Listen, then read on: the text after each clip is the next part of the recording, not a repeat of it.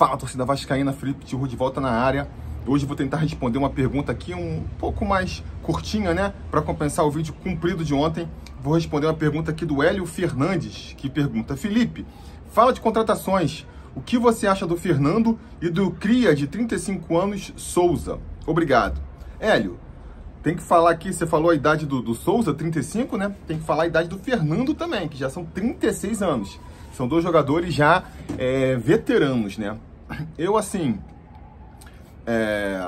teoricamente, na teoria, me agrada esse tipo de contratação, sabe? Se for contratar um veterano, eu gosto que seja um veterano que venha por alguma identificação com o clube.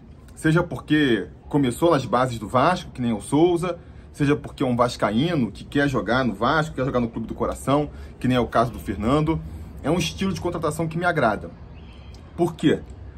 Por dois motivos. Um motivo mais, assim, romântico, vamos dizer assim, né? Simbólico, que cara, manter aceso um pouco aí do romantismo no futebol, né? Futebol cada vez mais profissional, cada vez mais pensando só na parte dos lucros e tudo mais, da carreira.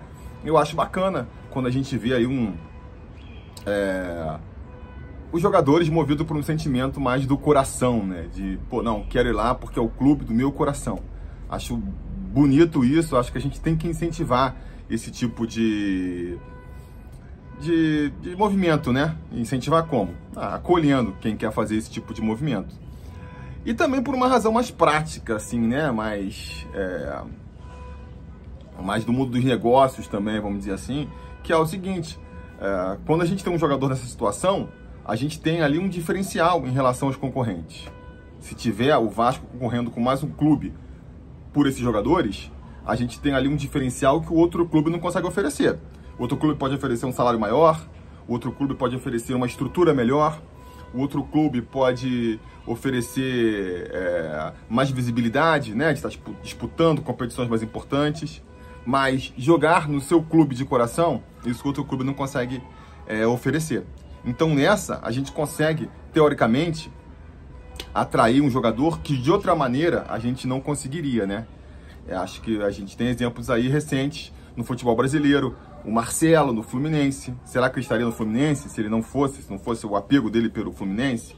O Lucas Moura no São Paulo. Será que ele estaria no São Paulo, não fosse ali o apelo no coração dele pelo São Paulo? Então acho isso importante, né? Agora, isso obviamente tem que vir junto com um retorno técnico do jogador. Porque a gente teve um exemplo aqui mesmo no Vasco, recentemente, que foi o Alex Teixeira, que veio muito no coração, né? Veio para um Vasco na segunda divisão, já estava no segundo ano na segunda divisão, difícil de subir. Foi uma coisa muito mais sacrificante, assim, uma escolha muito menos óbvia do que o Marcelo e do que o Lucas, com a diferença de que ele não conseguiu dar nenhum retorno técnico em campo, porque o futebol dele já tinha passado, né? Então acho que isso é uma coisa que a gente tem que levar em consideração, né? E aí a gente entra na parte mais prática do negócio, que, cara, eu não tenho muito como afirmar, que é essa questão, né? Saber se o jogador, quem pode saber se esses jogadores ainda têm condição de render mais no futebol? O scout tem que vir lá, tem que ver os jogos dele, tem que fazer exames médicos para saber se eles ainda podem render, tem que falar com o Ramon, será que o estilo de jogo deles compensa, né? Encaixa com o que o Ramon está pensando? Ou será que tu vai trazer um Souza, um Fernando, para ele ser reserva do Zé Gabriel e do Cocão? Aí não faz sentido, né? Então tem que levar tudo isso em consideração também. Se eles tiverem condição de jogar bola, eu gostaria de ver tanto um quanto o outro. Pode trazer os dois, né? Mas não tem... Mas como é que vai fazer? Dois veteranos, não consegue jogar o tempo inteiro? Cara, não tem problema. Bota o Souza para começar jogando, joga o primeiro tempo, o Fernando joga o segundo tempo. Contanto que nesse um tempo que eles joguem, eles, né, destruam em campo. Tem que ser aquela situação assim, o Souza começa jogando e o Fernando entra no segundo tempo. Aí, no intervalo, a torcida reclama que o Souza não devia ter saído, que o Souza tinha que ter ficado mais. E no final do jogo, a galera reclama que o Fernando tinha que ter começado jogando, porque estava jogando pra caramba. Tem que jogar os dois juntos. Tem que ser buscando esse tipo de situação, né? Que é difícil, eu não sei como é que é, porque essa posição que eles jogam, de primeiro volante, que é uma posição que está carente no nosso elenco, inclusive, é uma posição muito desgastante, né? Exige muito do físico do atleta. Você tem que correr o campo inteiro, você tem que subir e voltar, marcar colado seus adversários. Não à toa, muitos jogadores que se destacaram como primeiro volante vão ficando mais velhos e vão recuando para a zaga, né? Medel aí é um exemplo, o Felipe Melo é outro. Então, assim,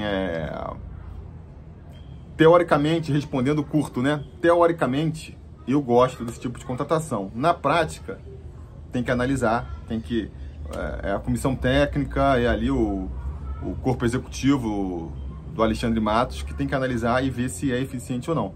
Agora, se a pergunta fosse, em vez de o que eu acho dos jogadores, se eu acho que vai rolar, a minha percepção no momento é que não. Eu acho que nenhum dos dois vem.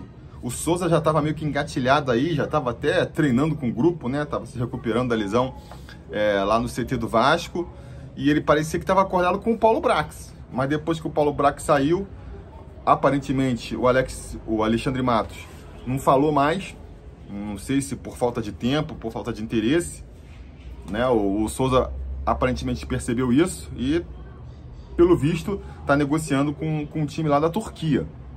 Eu fico até me questionando, nesse caso do Souza aí, como é que funciona? Como é que encaixa naquele organograma lá da 777 que o pessoal divulgou? Ele já tinha passado por aquele 10 dias porque já estava fechado, então deve ter passado por aqueles 10 dias de escrutínio, né, da 777, ou não? Só quando fechasse o contrato é que a 777 ia querer mais 10 dias para analisar? Fica a pergunta aí. E o Fernando também, né? O Fernando, as notícias que a gente tem é que ele tem uma proposta do Cruzeiro. Parece que o Vasco também não manifestou seu interesse, nem entrou em contato. Então parece que nem o Souza, nem o Fernando vão ficar. E aí o tempo dirá se o Vasco fez certo ou se o Vasco fez mal. Vai depender muito do desempenho desses jogadores. O Souza na Turquia vai ser mais difícil de acompanhar, mas o Fernando, se vier aqui para o Cruzeiro, a gente vai acompanhar de perto, se ele está ainda jogando bola ou não. E vai depender muito também de quem o Alexandre Matos vai trazer para a posição. A gente precisa trazer um primeiro volante. Isso aí, para mim, é claro, né? Então tem que ver. Se trouxer um jogador que vai estar comendo a bola, jogando pra caramba, ninguém vai ficar pensando em Souza ou em Fernando. Se trouxer um cara que está jogando mal, e aí de repente o Fernando vai estar jogando bem lá no Cruzeiro, notícias de que o Souza está jogando bem na Turquia, aí vai ficar mais esquisito, mas isso só o tempo dirá. Beleza, galera? Então é isso por hoje. Vamos aí agora aproveitar a nossa ceia de Natal, nos preparar para a ceia de Natal. Espero que vocês curtam aí, junto dos seus, momento de alegria, de felicidade. Amanhã, se tudo der certo e nada der errado, a gente volta com mais um vídeo. Beleza? Tá combinado? Então tá combinado. A gente vai falando.